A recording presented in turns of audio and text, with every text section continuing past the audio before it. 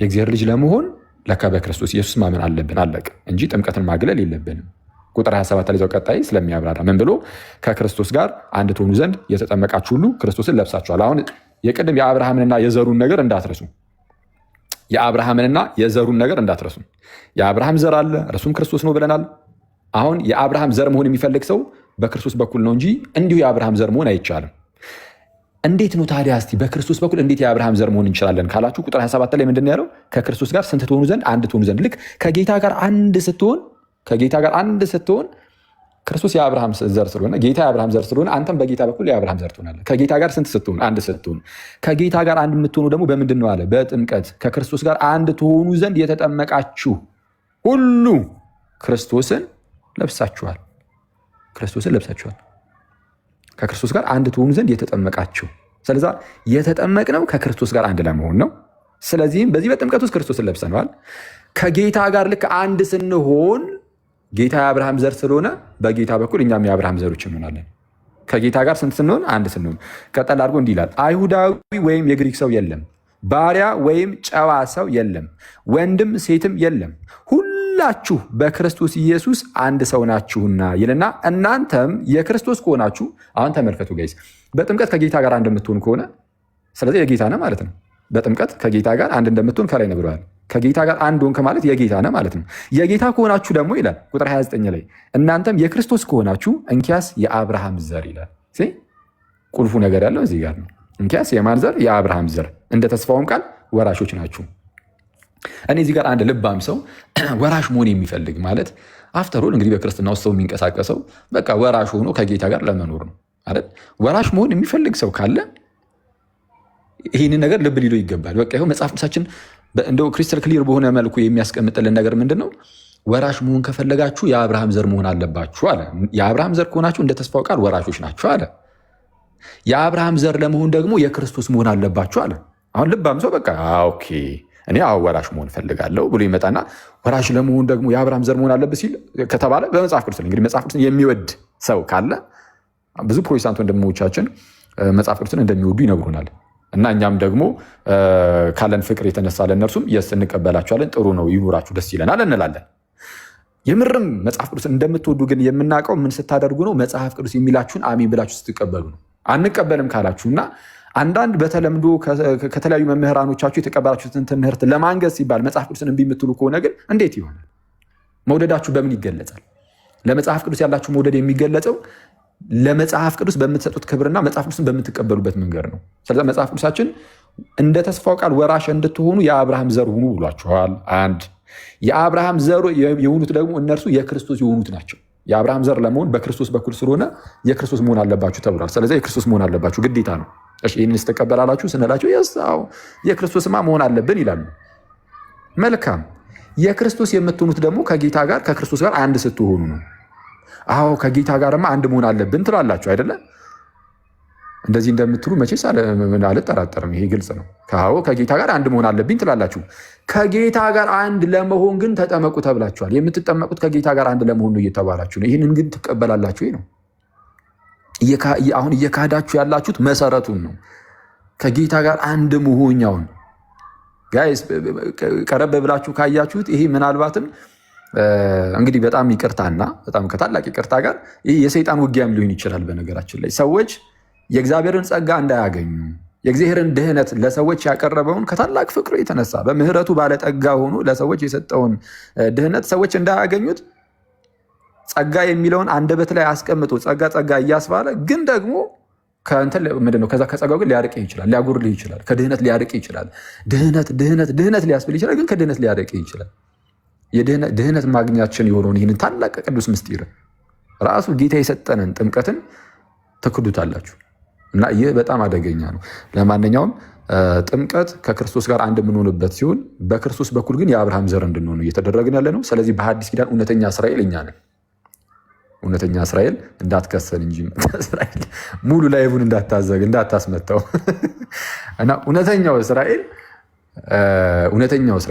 የእግዚአብሔር ሕዝብ ላኦስቱቴኡ የሚለው ማለት ነው። የእግዚአብሔር ሕዝብ እኛንን በሐዲስ ኪዳን በክርስቶስ የሆንን እኛ የእግዚአብሔር ሕዝብ የተጠመቅን እኛ አይሁዳዊ የለም ተብሎ የግሪክ ሰው የለም። አይተዋል። አይሁዳዊ ብቻ የሚባል ነገር የለም። አሁን በሐዲስ ኪዳን አይሁዳዊ የለም፣ የግሪክ ሰው የለም፣ ባሪያ ወይም ጨዋ ሰው እንደዚህ ብሎ ነገር የለም። ወንድም ሴትም የለም። ሁላችን በክርስቶስ ኢየሱስ አንድ ነን የተባለው። ምክንያቱም ሁላችንም ስንጠመቅ ከጌታ ጋር አንድ ነን እና የጥምቀት ታላቅ ምስጢር ነው። ቅድም ጋዲ ያነሳቸው ጥቅሶች ግን ዝም ብዬ ራፍሊ ትንሽ ብቻ ልበልባቸውና ልዝገቡ ጠራጠር ያለ ነገር ሐዋርያት ሥራ ምዕራፍ 2 የተባለው ሐዋርያት ሥራ ምዕራፍ 2 ላይ የቁጥር 38 ነው አይደለ ጋዲ? ሌላ ይሁን መቼስ።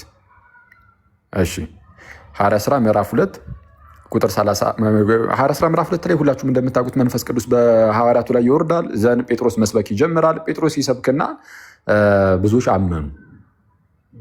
በአካባቢው የነበሩ ብዙ አይሁዳውያን ነበሩ እና አመኑ። በቃ እና ልባቸው ተነካ። ስለ ክርስቶስ ይነገራቸው፣ ወንጌልን ይነግራቸዋል። እናንተ የገደላችሁትን ኢየሱስን እግዚአብሔር ግን አስነሳው፣ የሞትን ጣር አጥፍቶ። ኧረ ስለ እርሱ እኮ ዳዊት ሲናገር የነበረው ነገር ነበረ። ነፍሴን በሲኦል አተዋትም፣ ጻድቅህንም መበስበስን ያይ ዘንድ አትሰጠውም ብሎ የተናገረው እኮ ለኢየሱስ ክርስቶስ ነው። ክርስቶስ እንደሚነሳ አስቀድሞ እኮ አውቆ ነው፣ እሱ ነቢይ ነው እና እያለ ያስረዳቸዋል። እና የገደላችሁት እግዚአብሔር የላከውን መሲሁን ነው፣ ትጠብቁት የነበረውን ያንን መሲህ እናንተ ገደላችሁት እያለ ያስረዳቸው ጀመረ። እና በዓሉ የጴንጤኮስቴ በዓል ስለነበረ ወይም የበዓለ ሃምሳ በዓል ስለነበረ ከተለያየ አካባቢ ከተለያየ ዓለማችን ክፍል አይሁዳውያን ሰብስበው መጥተው ነበረ። ይሰሙታል። ሲሰሙት ልባቸው ተነካ። ቁጥር 37 ላይ እንደዚህ ይላል፣ ይህንን በሰሙ ጊዜ ልባቸው ተነካ ነው የሚለው። አሁን አምነዋል ማለት ነው። ያላመነ ሰው ልቡ አይነካም። ካላመን ግን ለምን ልብ ይነካል? የማመን ውጤት ነው የልብ መነካት። ልባቸው ተነካ ይልና ጴጥሮስንና ሌሎችንም ሐዋርያት ወንድሞች ሆይ ምን እናድርግ አሏቸው። ልክ አሁን ያመኑ ሰዎች ጠየቁ፣ ምንድን ነው? እሺ ምን እናድርግ? አሁን ያላችሁንን ሰማን፣ ልባቸው ተነክቷል። ሚኒንግ አምነናል ነው፣ አምነዋል ነው። ሰው አመንን። ታዲያ አሁን ምንድን ነው ከእኛ ምንድን ነው የሚጠበቀው? የምርም ከእግዚአብሔር የተላከልንን ይህንን ታላቅ ሰው ተብሎ ይገለጻል። በነገራችን ላይ ጌታችን ኢየሱስ እርሱ ፍጹም አምላክ ፍጹም ሰው ነው። ስለዛ ጌታ ቃል እርሱ ስጋ ሆኖ ስለመጣ ሰው ተብሎ ይገለጻል። አንዳንድ ሙስሊም ወንድሞቻችን ይኸው ሰው ይላል እኮ ይላሉ። ትክክል። ታዲያ ሰው ቢባል ምን ችግር አለው? ታዲያ ሰው ሆኖ አላ ጌታ ኢየሱስ ሰው ሆኖ ስለመጣ ሰው ተብሎ ቢጠራ ምን ችግር የለውም። ሐዋርያት ሥራ ምዕራፍ 2 ላይም ይህንን ሰው ተብሎ ሲነገርለት አይተናል። እና እና ይህንን መሲሐችንን እንደው እኛ ግፍ አድርገንበታል። እንግዲህ በቃ ምን እናድርጋሉ? አሁን ከዚህ ኃጢአት አደገኛ ኃጢአት ነው የሰሩት። ከዚህ ኃጢአት መውጣት አለባቸው። ምን እናድርግ? ኦልሬዲ አምነዋል። ስለዚህ በእምነት ብቻ የኃጢአትን ስርየት አግኝተው ከሆነ ጴጥሮስ ምን ይላቸዋል? ኮንግራትስ፣ ማመናችሁ ከበቂ በላይ ነው። የኃጢአት ስርየትን አግኝታችኋል። ግን ደግሞ ጌታ ያዘዘው ስርዓት ስላለ እሱን ግን ፈጽሙ። ጌታ ያዘዘው ስርዓት አለ፣ ያውን ተጠመቁ ምናምን ብሎ እሱን እንደ ስርዓት ፈጽሙት። ግን የኃጢአት ስርየትን ግን አግኝታችኋል ብሎ ይጨበጣችኋል ብለን ተስፋ እናደርጋለን። ግን እንደዛ አይደለም ነገሩ። እንዲህ ይላል ቁጥር 38 ላይ ጴጥሮስን መለሰ እንዲህም አለ። ምን አለ? ንስሐ ግቡ፣ እሺ፣ ኃጢአታችሁም ይሰረይ ዘንድ። ኃጢአታችሁ ምን ይል ዘንድ? ይሰረይ ዘንድ። ባመኑበት ቅጽበት የኃጢአት ስርየትን አላገኙም። ስለዚህ ኃጢአታችሁ ይሰረይ ዘንድ ደግሞ ምን አድርጉ? ኃጢአታችሁ ይሰረይ ዘንድ እያንዳንዳችሁ በኢየሱስ ክርስቶስ ስም ተጠመቁ። ኦኬ፣ ኃጢአታችን እንዲሰረይ በቃ ኃጢአታችሁ ይሰረይ ዘንድ ተጠመቁ ከተባለ መጽሐፍ ቅዱሱን አሜን ብሎ መቀበል ነው። ኖ አክሊል በኢየሱስ ክርስቶስ ስም ተጠመቁ ነው የሚለው። በኢየሱስ ክርስቶስ ስም መጠመቅ ይሄ እናንተ እንደምታስቡት በውሃ መጠመቅ እኮ አይደለም የሚል አንድ ሰው ሊኖር ይችላል። ይህንን ለመረዳት የሐዋርያት ሥራን መጽሐፍ እንደው ቀለል አድርጎ ማንበቡ በጣም ይሄ ቀላሉ መንገድ ነው። የሐዋርያት ሥራ መጽሐፍ የሉቃስ ሲጽፈው የጻፈበትን አጻጻፍ ከተመለከት ነው በጣም ነገሩን ቀላል ያደርገዋል። በኢየሱስ ክርስቶስ ስም መጠመቅ ማለት በውሃ መጠመቅ ነው። ይህንን ለማወቅ እዚሁ ሐዋርያት ሥራ ምዕራፍ 10 ላይ ልውሰዳችሁ። ይህንን ሙግት አክቹዋሊ አሁን ላይ ፕሮቴስታንቶች አያነሱትም። በጣም አንዳንድ ሰዎች እንደነ በጋሻው አይነት ወንድሞች ምናምን ካልሆኑ በስተቀር ፕሮቴስታንቶች አሁን ላይ አያነሱትም። በጋሻው ነው የሚያነሳው። እሱም የሆነ ጊዜ ላይ መልስ ሰጠንበት። አሁን የሚያነሱ አይመስለኝም ትላለህ። እሺ ሐዋርያት ሥራ ምዕራፍ 10 እንዲህ ይላል ቁጥር አሁን ቅድም ጋዲ የሚጠይቀኝ ጥያቄ አንደኛው ይሄ ነው። የቆርኔሌዎስ ቤተሰብ ላይ መንፈስ ቅዱስ ወረደ ከመጠመቃቸው በፊት ማለት ነው። ለምን እንደወረደ ከመጠመቃቸው በፊት እናወራለን፣ ወይም ደግሞ ለሌላ ሰው ዕድሉን ሰጥቼ ሌሎቹ እንዲያወራ አድርጋለሁ፣ ብዙ ነገር እንዳላወራ። ሰው መንፈስ ቅዱስ በቆርኔሌዎስ ቤተሰብ ላይ ወረደ እና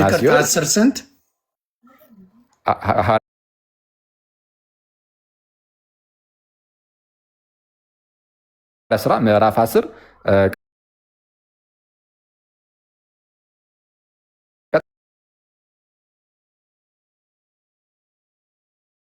በዚያን ጊዜ ጴጥሮስ መልሶ እነዚህ እንደኛ ደግሞ መንፈስ ቅዱስን የተቀበሉ እንዳይጠመቁ ውሃን ይከለክላቸው ዘንድ የሚችል ማን ነው አለ። እንዳይጠመቁ ምንን ይከለክላቸው ዘንድ የሚችል ማን ነው አለ? እንዳይጠመቁ ውሃን ይከለክላቸው ዘንድ የሚችል ማን ነው? እንዳይጠመቁ ምንን? ውሃን እንዳትረሱ። ስለዛ የውሃ ጥምቀትን ማንም የሚከለክላቸው እያለ ነው። በውሃ የሆነውን መጠመቅ በውሃ ብቻ አይደለም። አክቹዋሊ እኛ የውሃ ጥምቀት ስንል ውሃም አገልግሎት ላይ ይውላል ማለት ነው እንጂ የውሃ ጥምቀት የሚባል ብቻ አይደለም። ጥምቀታችን ውሃ ብቻ አይደለም። እዛ ጋር ፊት ለፊት ላይ የምናየው የምርም የመንፈስ ቅዱስ አሰራር ያለበት የክርስቶስን የድህነት ስራ የምንቀበልበት የእግዚአብሔር ጸጋ የታከለበት ታላቅ ውሃ ነው። ስለዛ ኖርማል ነው ሜር ውሃ ብላችሁ እንዳታስቡት። ግን እዚህ ጋር አንድ ማስተዋል ያለብን አሁን ቁጥር 47 ላይ በኢየሱስ ክርስቶስ መጠመቅ ማለት በውሃ መጠመቅ ነው የሚለው ነው ላሳያችሁ እየሞከርኩ ያለሁት እና ስላልጨረስኩት በደንብ አድርጋችሁ ተከታተሉኝ። እንዳይጠመቁ ውሃን ይከለክላቸው ዘንድ የሚችል ማን ነው? አሁን እያወራ ያለው ጥምቀት ስለ ውሃ ጥምቀት እንደሆነ አውቀናል። ውሃን ብሎ በግልጽ ስለተናገረ ይልና ምን ይላል? ቀጣይ ጥቅስ ቁጥር 48 በኢየሱስ ክርስቶስ ስም የሚጠመቁ ዘንድ አዘዛቸው ይላል። ቁጥር 48 በኢየሱስ ክርስቶስ ስም የሚጠመቁ ዘንድ አዘዛቸው። ስለዛ በኢየሱስ ክርስቶስ ስም መጠመቅ የውሃ ጥምቀት ነው እንዳልኳቸው ነው። ይህ ግልጽ ስለሆነ የትኛውም ፕሮቴስታንት እኔ እስከማውቀው አሁን ላይ ፕሮቴስታንቶች ይህንን ሐዋርያት ሥራ ምዕራፍ 2 ቁጥር 38 ላይ ያለውን ቃል አይ ይህ ጥምቀት የውሃ ጥምቀት አይደለም ብለው አይከራከሩም። አሁን ላይ ባይሆን የሚያደርጉት አንዳንድ ሰዎች እንዴት ነው ንስሐ ግቡ ይሉና አንዴ ይቅርታ ቪዲዮን ላብራላችሁ። ኦኬ ወይስ እንደዚህ ሲደረግ ደግሞ እንትን እያለ ነው መሰለኝ። ወይ እስቲ በአንተ ታሳያለህ ከይቅርታ ጋር ኦኬ እሺ ለእንትን ልበለው ልክፈተው እንትን እንዳይል ብዬ ነው። ይሄ ትናንት ሲያስቸግራችሁ ስለነበረ ሜይ ቢ እንትን የሚል ከሆነ ነው። እስቲ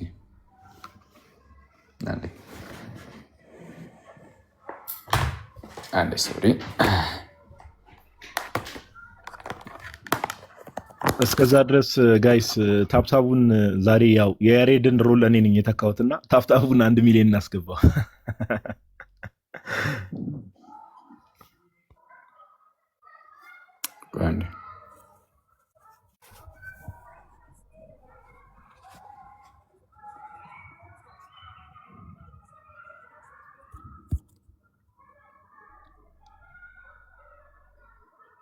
ይታየውን እንጃ እንግዲህ የተወሰነ ብለር ነገር ነው።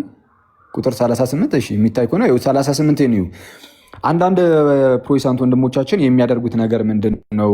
አሁን ላይ እንዳልኳችሁ በኢየሱስ ክርስቶስም ተጠመቅ የሚለው በቃ ውሃንም እንግዲህ ውሃ አገልግሎት ላይ የሚሉበትን ጥምቀት ወይም እነሱ የውሃ ጥምቀት ብሎ በተደጋጋሚ እንደሚጠሩት ማለት ነው እሱን እንደሆነ ብዙዎቹ ያምናሉ። ስለዛ ምን ያደርጋሉ? ያው በግልጽ ኃጢአት ይሰረይ ዘንድ በኢየሱስ ክርስቶስም ተጠመቅ ስለሚል ይህ ነገር ትምህርታችን ሙሉ በሙሉ ሊያፈርስብን ነው ስለሚሉ ምን ያደርጉታል መሰላችሁ? ቃሉን 2 ቦታ ይሰነጥቁታል። ይህን ጥቅስ ጴጥሮስም ይልና ንስሐ ግቡ ብሎ ይሄ የፓንክቹዌሽን ማርኩ አለ እዛ ላይ እና ቀጠል አድርጎ ኃጢአታችሁ ይሰረይ ዘንድ የምትለው ሀገር ቁርጥ ያደርጓትና ኃጢአታችሁ ይሰረይ ዘንድ የተባለው ለንስሐ ግቡን ይሏቸዋል።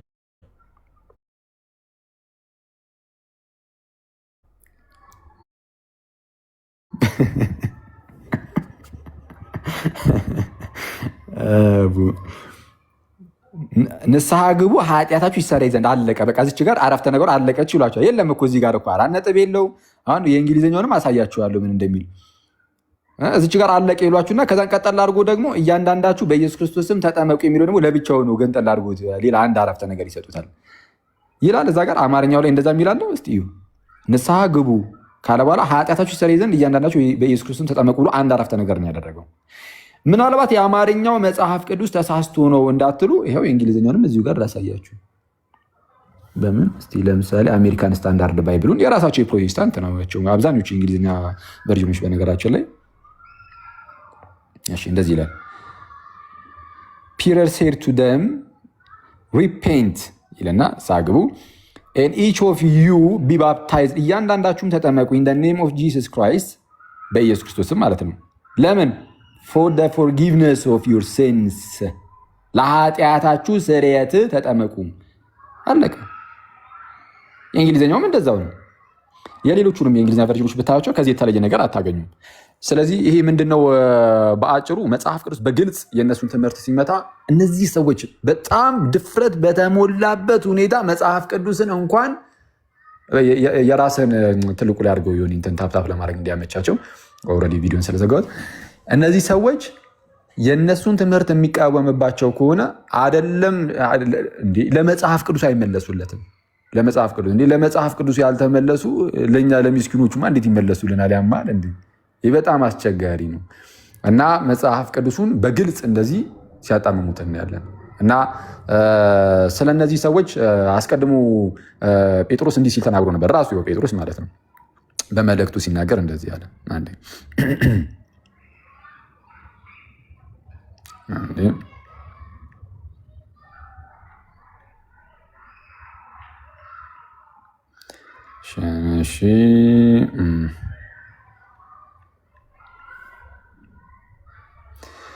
በሁለተኛ መልእክቱ ማለት ነው ምዕራፍ 3 ቁጥር 18 ላይ ነው 16 ሁለተኛ ጴጥሮስ ምዕራፍ 3 ቁጥር 16 ሁለተኛ ጴጥሮስ ምዕራፍ 3 ቁጥር 16 በእነዚያ ዘንድ ለማስተዋል የሚያስቸግር ነገር አለ ይላል። ልክ በእነዚያ ዘንድ ለማስተዋል የሚያስቸግር ነገር አለ፣ ያልተማሩትና የማይጸኑትም ሰዎች ሌሎችን መጽሐፍት እንደሚያጣምሙ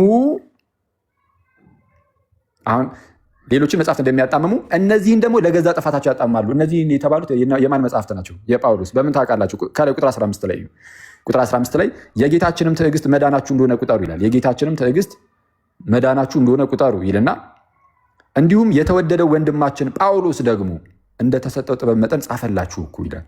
ወንድማችን ጳውሎስ እሺ የተወደደው ይህ ወንድማችን ጳውሎስ ደግሞ እንደተሰጠው ጥበብ መጠን ጻፈላችሁ፣ በመልእክቱም ሁሉ ደግሞ እንደነገረ ስለዚህ ነገር ተናገረ። ጽፎላችኋል። ጳውሎስ የተወደደው ወንድማችን ጳውሎስ እንደተሰጠው ጥበብ ጽፏል። ግን ቢጽፍ ግን እነዚህ ሰዎች ግን ምን ዋጋ አለው? አይመለሱለትም ለማጣመም የጳውሎስን መጽሐፍ። ስለዛ ምን አለ? በእነዚያ ዘንድ ለማስተዋል የሚያስቸግር ነገር አለ፣ ያልተማሩትና የማይጸኑትም ሰዎች ሌሎችን መጽሐፍት እንደሚያጣምሙ እነዚህን ደግሞ ለገዛ ጥፋታቸው ያጣምማሉ። የጳውሎስን መጽሐፍት ማጣመም ከድሮ የተጀመረ ነው። በቃ ያጣምማሉ። መጽሐፍ ቅዱስን የማጣመም ነገር አለ። ከቀጠል አድርጎ እንግዲህ እናንተ አሁን ይመክራቸዋል። ደግሞ እነሱን ምን ይገኛል? በሌላ አማርኛ እኛ ደግሞ ይመክረናል። አንዳንዶች ያጣምማሉ መጽሐፍ ቅዱሱን በቀጥታ ቁጭ ብሎ እንትን ያለውን ከራሳቸው የሰው ትምህርት ጋር ካልተስማማላቸው ያጣምሙታል። በጣም በጭካኔ ነው መጽሐፍ ቅዱሱን እንደፈለጉ የሚቆራረጡት። ስለዚህ እናንተ ምን ታደርጋላችሁ? እንግዲህ እናንተ ይላል ቁጥር 17 ላይ ወዳጆች ይህን አስቀድማችሁ ስለምታውቁ በአመፀኞቹ ስህተት ተስባችሁ ከራሳችሁ ጽናት እንዳትወድቁ ተጠንቀቁ። ነገር ግን በጌታችንና በመድኃኒታችን በኢየሱስ ክርስቶስ ጸጋና እውቀት እደጉ። ለእርሱ አሁንም እስከ ዘላለም ቀን ድረስ ክብር ይሁን አሜን ብሎ ነው የሚዘጋው። ስለዛ በጣም ጥንቃቄ ይፈልጋል። ምን መጽሐፍ ቅዱስ ዝም ብለህ እንደዚሁ ልትቆራረጠው አትችልም፣ አይገባም ነው። ሐዋርያት ሥራ ምዕራፍ 2 ከዚህ አንጻር እንየውና ምናልባት እኔ እንትን እንዳልን ሙሉ ሰዓቱን እንዳልይዘውና እንዳላስረዝምባችሁ ሌላውን ደግሞ የሐዋርያት ሥራ ምዕራፍ 10 የጳውሎስን ማመጣጥ ሐዋርያት ሥራ ምዕራፍ 16 ላይ ያለውን እነሱን ለሌላ ሰው ብሰጥ መልካም ነው። እኔ ሁሉንም እንዳልይዘው ማለት ነው። እግዚአብሔር ያክብርልኝ። ቃሎት ያሰማልን። አኪዮስ ብሮስኪ እናመሰግናለን። እግዚአብሔር ያክብርልን። በጣም ደስ የሚል ማብራሪያ ነበረ። ስፔሻሊ ኢንፈሲስ ሰጥተህ የሐዋርያት ሥራ ምዕራፍ 2 እና ሮሜ ምዕራፍ 6 ገላትያ 3 ላይ ያሉ ሀሳቦችን አንስተሃል። ቃሎት ያሰማልን። አኬ ቃሎት ያሰማልን። ዮኒ የምትለው ነገር ካለ ለአንተ እድል ስጥህ ወደሚቀጥለው ከሚሄድ በፊት። እሺ ምዕራፉን ልነግራችሁ ብዬ ነው ቤተሰብ። ገላትያ 3:16 ሐዋርያት ሥራ ምዕራፍ 2 ቁጥር 38 ሐዋርያት ሥራ ምዕራፍ 10 ቁጥር 47 ሮሜ 6 ሁለተኛ ጴጥሮስ 3:16 እና ተባረኩ። በተለይ እኔ መወዳት እና ማታከራክረው ቅድም ብለኛል የሐዋርያት ሥራ 2:38 እሱን በቃ ምንም ማድረግ ስላልቻሉ ነው የተዉት እንጂ ለብዙ ጊዜ ያኬ ሲከራከሩም ሰምቻለሁ። ለብዙ ዘመን ብዙ የኦርቶዶክስ ወንድሞችን ቻሌንጅ ሊያደርጉ ሞክረው መጨረሻ ላይ ጊቭ አፕ አድርገው የተዉት ጥቅስ ቢኖርና በጣም የሚደብራቸው የሐዋርያት ሥራ 2:18 በእንግሊዝኛውም በግሪኩም በአማርኛውም ሲመጡ አንድ አይነት ስለሆነባቸው በዛ የተነሳ በቃ አሁን ወደ መልካም ነገር እየመጡ ነው። ተባረኩልኝ። እሺ ይቅርታ ጋዲ እንትን ኮመንቷን ተስፋችን ኢየሱስ በሚል እስቲ አጥለቅልቆ ያተላለ ተስፋችን ኢየሱስ በሚለው ኮመንቱን አጥለቅልቁት። ደስ የሚል በጣም ሀምብል የሆነ ሰው ነው እና ስለሱ ብዙ ሲባል አይወድም። ተባረኩ። ኢዝ ቬሪ ሃምብል ያ በጣም እና ኮመንት ላይ ደግሞ የእኛ ልጆች ምናምን ነገር ሰዎች ኔጌቲቭ ነገር ሲጽፉ ምናምን ነገር መልስ አትስጧቸው። በቃ እንደዚህ ሰውን ይሆናል አይደለ ኢንላይትን የሚያደርግ ነገር ሰውን የሚያነጽ ነገር ምናምን ለመጻፍ ሞክሩ። ኮመንቱን በዛው አጥለቅልቁ። ኮፒ ፔስት እያደረጋችሁ እናንተ ሰዎች። እሺ ቀጣይ ወደ ልደት መጣለው። ያው መምህር ኤፍሬም በኋላ ላይ መጨረሻ አካባቢ ላይ ሀሳቦችን ጠቅለል ያደርጉታል። ያው ቀድመን ስለተከፋፈል ሜቢ ከስኬጁል እንዳንወጣ ሀሳብ እንዳይበታተን ለማለት ያክል መምህራችን ከታላቅ ይቅርታ ጋር ከታላቅ ይቅርታ ጋር። እሺ መምህራችን እሺ ልደትሻ አለ አሎ ይሰማል ድምጼ? አንዴ ልደት ከማለቱ በፊት በጣም ይቅርታ እዚህ ጋር የኦርቶዶክስ ወንድምናቶች እንዲሁም ሌላ ሃይማኖት የሆናችሁ ስለ ህፃናት ጥምቀት ኦርቶዶክስ ለምንድን ነው የምታጠምቀው የሚለውን ትምህርት ነው ልደት የሚያስተምረው። ቬሪ ክሪቲካል ለብዙ ሰዎች መልስ የሚሆን ስለሆነ አደራ ከምንም ከሌላው በላይ ብዙ ጭቅጭቅ ያለው ይሄ ላይ ስለሆነ አደራ ወንድምናቶቼ ይሄን ትምህርት በደንብ ተከታተሉ። ለምን ኦርቶዶክስ ወንድ ልጅን በ40 ቀን ሴት ልጅን በ80 ቀን እንደምታጠምቅና የህፃናት ጥምቀት ለምንድን ነው በሚለው ላይ የተመሰረተ ነው። አደራ ይህን በደንብ አዳምጡ፣ ለሁሉም ሼር አድርጉ። ኦኬ ስለዚህ ልደትሻ በቃ ወደ አንተ መጣለው። ህፃናት ጥምቀት ላይ ጎሄድ መጀመር ትችላለህ። በኋላ ላይ ሜቢ ጥያቄና መልስ ላይ እዚህ የሐዋርያት ስራ እዚህ ገስት ላይ ያላችሁ ሰዎች የትም እንዳትሄዱ ምን እናደርጋለን፣ ገስቱም ኦልሬዲ ሙሉ ስለሆነ በእኛ ወንድሞች ገስት ላይ ላላችሁ ለእያንዳንዳችሁ ሰዎች አንዳንድ ጥያቄ አዘጋጅቼላችኋለሁ። ጥያቄ ትጠይቃላችሁ። ከጥምቀት አንጻር የሚነሱ ጥያቄዎችን መልስ የሚሰጥበት ይሆናልና የትም እንዳትሄዱ ገስት ላይ ያላችሁ ሰዎች ለማለት ያክል ነው። ዛሬ እኔ ፕሮግራም መሪ ነኝ በዋናነት ትላለህ። ልደትሻ ቀጥል ወደ ህፃናት ጥምቀት ፓፓ። ኦኬ እሺ በድጋሚ እንደምንቆያችሁ እያልኩኝ ያው ወንድሞች ሁላችሁንም ቃለ ሕይወት ያሰማልን፣ እግዚአብሔር ያክብርልን። በጣም ደስ በሚል ሁኔታ ስለ ጥምቀት መሰረታዊ ትምህርቱን ከብሉይ ኪዳን አንጻር በአዲስ ኪዳን ካሉት ነገር ጋር በጣም በቃ ክሊር በሆነ መንገድ አኬም ዮሐዴም ናቲም በስፋት ተናግረውታል እና በጣም ደስ ይላል። እኔ እንግዲህ ስለ ህፃናት ጥምቀት የተወሰነች ነገር ነው የምናገር። ከምን አንጻር እናገራለሁ?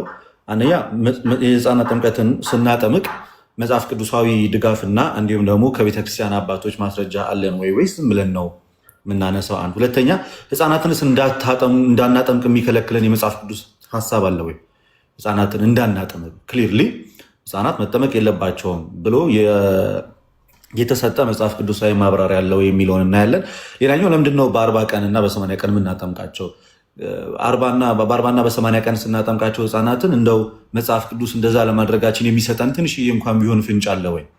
ኦኬ መረሳት የለበትም እና ደግሞ ሁሌም ነሰሰርሊ ህፃናትን የግድ በ40 በ80 ቀን ብቻ ነው ወይ ራሱ የምናጠምቃቸው ወይ? አሁን ብዙ ጊዜ ምንም የማያውቅ 40-80 እያሉ እኔ ኮንዶሚኒየም ነው የማውቀው እንደዛ እና ሲተቹ አይቻለሁ። እና እንደዛ ብለን ስናደርግ ከምን አንጻር ነው የሚለውም በኋላ ላይ ደግሞ አይሆፕ የውሃዴ ከመካነ ኢየሱስ አንጻር ደግሞ ህፃናት ራሳቸው በመካነ ኢየሱስ ራሱ ህፃናቶች እንዴት እንደሚጠመቁ እንመለከታለን። አንድ ቪዲዮም ደግሞ ከማገኘው ከሆነ አሳያቸዋለሁ። ከማን አንጻር? ከመካነ ኢየሱሶች አንጻር የህፃናትን ጥምቀት እንዴት እንደሚናገሩት ማለት ነው። ኦኬ እንግዲህ ቀጥታ ወደዚህ ነው የምገባው። ጥምቀትን በስፋት አይተናል። አሁን ደግሞ ጥምቀትን ከህፃናት አንጻር ኢንፋንት ባፕቲዝም የሚለውን ደግሞ እንመለከታለን። ወደዛ ከመግባታችን በፊት ብሉይ ኪዳን ላይ አንድ የመጽሐፍ ቅዱስ ቃል መነሻ አድርግና ወደዛ እንሄዳለን። ኦሪት ዘፍጥረት ምዕራፍ 17 ቁጥር 9 እስከ 11 ድረስ እንደዚህ ይላል። ኦሪት ዘፍጥረት ምዕራፍ 17 ቁጥር 9 እስከ 11 ድረስ እንደዚህ ይላል። እግዚአብሔርም አብርሃምን አለው ይላል፣ አንተ ደግሞ ቃል ኪዳኔን ትጠብቃለህ ከአንተም በኋላ በዘርህ በትውልዶችም በእኔና በአንተ መካከል ከአንተም በኋላ በዘርህ መካከል የምትጠብቁት ቃል ኪዳኔ ይህ ነው። ከእናንተ ወንድ ሁሉ ይገረዝ፣ የቁልፊታቸውንም ስጋ ትገርዛላችሁ፣ በእኔና በእናንተ መካከል ላለው ቃል ኪዳን ምልክት ይሆናል ብሎ እግዚአብሔር እንግዲህ ህዝበ እግዚአብሔር የሚሆኑበትን መንገድ በአብርሃም በኩል እና ህዝቡ በአብርሃም ወገን ያሉትን በዘርህ በአንተና በዘርህ መካከል በእኔና በአንተ እንዲሁም በዘርህ መካከል የሚለውን ቃል ኪዳን ይሰጣል። እንግዲህ እንደምታዩት አብርሃም የብዙዎች አባት ነው። በሐዲስ ኪዳን ጳውሎስ ሮሜ ላይ በስፋት በእምነት በኩል ስላለው ጽድቅ፣ ያዕቆብ በስራ በኩል ስላለው ጽድቅ በስፋት የሚነገር ነው እና አብርሃም የሁላችን አባት ነው። ስለዚህ እግዚአብሔር ለአብርሃም አስቀድሞ ምን አይነት ቃል ኪዳን ሰጥቶታል ማለት ነው? ይህንን የግርዘትን ቃል ኪዳን ሰጥቶታል። ልብ ብላችሁ ማስተዋል ያለባችሁ ምንድን ነው? እስራኤላውያን ህዝበ እግዚአብሔር ተብሎ ከሌላዎቹ የሚለዩበት ምልክታቸው በእነሱና በእግዚአብሔር መካከል ያለው ምን ይሆናል ማለት ነው? ግርዛት ይሆናል። እስከዚች ሞመንት ድረስ እንግዲህ አብርሃም አልተገረዘም ነበር ማለት ነው። ከዛ አብርሃም ደግሞ ይህን ቃል ኪዳን ከተሰጠው በኋላ መገረዝ አለበት አይደለ? አብርሃም ይህ ቃል ኪዳን ከተሰጠው በኋላ መገረዝ አለበት። ምን ይላል? ኦሪት ዘፍጥረት ምዕራፍ 17 እዛው ጋር ይህን ቃል ኪዳን ከተቀበለ በኋላ ራሱ አብርሃም ኦሪት ዘፍጥረት ምዕራፍ 17 ቁጥር 24 ላይ አብርሃምም የቁልፊቱን ስጋ በተገረዘ ጊዜ የ99 ዓመት ሰው ነበረ ይላል። አሁን እዚህ ጋር አንድ እንድትይዙ የሚፈልገው ሀሳብ አብርሃም አስቀድሞ እግዚአብሔርን ገና ከልጅነቱ ጀምሮ ከእናቱ ማህፀን ከወጣ ጀምሮ እግዚአብሔርን የሚያውቅ ነው እንዴ? አልነበረም። ታራ የሚባል አባት ነበረው። እንግዲህ የእሱን ጣዖቶች ከተማ ላይ የሄደ የሚሸጥ ሰው ነበረ። በስተመጨረሻ በጣም ትልቅ ከሆነ አዋቂ ከሆነ በኋላ እግዚአብሔርን ያገኘው ከዛም በኋላ በእግዚአብሔር አምኖ ካመነ በኋላ የተገረዘ ሰው ነው ማለት ነው። አብርሃም ጀማሪው።